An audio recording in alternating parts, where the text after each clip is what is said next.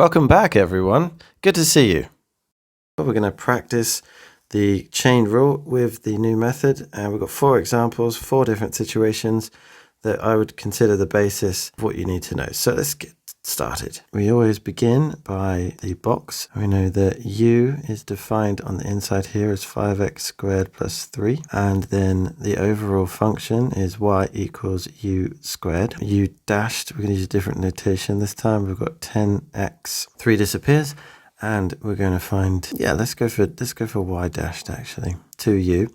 And the result of the chain rule is we multiply these two here. I guess I just draw a line like this to show that those two are being multiplied. Therefore, we end up with 10x multiplied by 2u, which is going to be 20x, and then whatever u is, which is 5x squared plus 3. Okay, so this is dy by dx. Super useful. Let's go for the next one.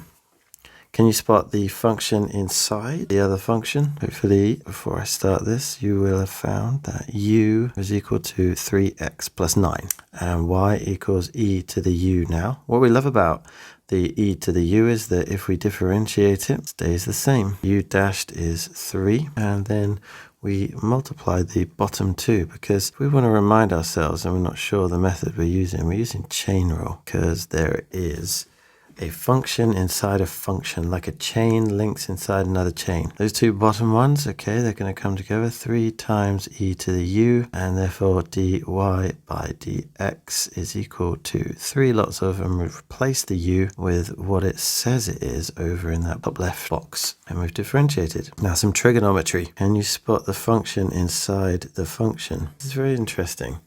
Bearing in mind that the product rule may be employed here as well, which is something we're leaving for later, this 2, when it's a multiple of a number on the outside, can be safely ignored and then just reapplied at the end as times 2. The thing about it, if you use it through in the product rule, you'll find that this completely disappears. The part of the answer that would make any difference, because the derivative of a number is 0, and so it has no effect at all.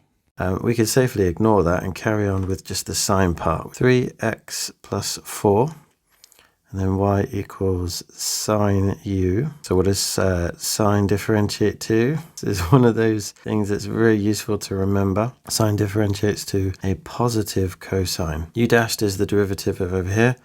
We are reminding ourselves that it's the chain rule, so it's the bottom 2 that we're going to link together there. That's 3 multiplied by cosine u. But what do we have to remember? We've got that 2 at the front again. So dy by dx equals 6 cosine, and u is defined as 3x plus 4. Found the derivative. Okay, next one is the ln. Where's the function inside the function? Probably you found it. 6 subtract x squared, and overall we have y equals ln u. Not me. U dashed is, I'm not going to get rid of this entirely, so negative 2x. That's fine though. And then y dashed, can you remember? Hopefully you remember that it goes to 1 over u. Right, we were out to differentiate with the chain rule, so it's the bottom 2 again. So negative 2x multiplied by dy by dx is where we replace the u with what we know u to be, is defined in the top left box as 6 minus x squared. So 6 subtract x squared. And there we go. So there's 4 practice questions, and let's get on with the next. If you found this useful, click on the video you're about to be seen here in front of you. It's going to explain the next stage. So how do we take this method to different areas of calculus? The next one being how we do it with product rule. Also, head over to T-Formula Maths on Patreon for a free set of questions with your subscription.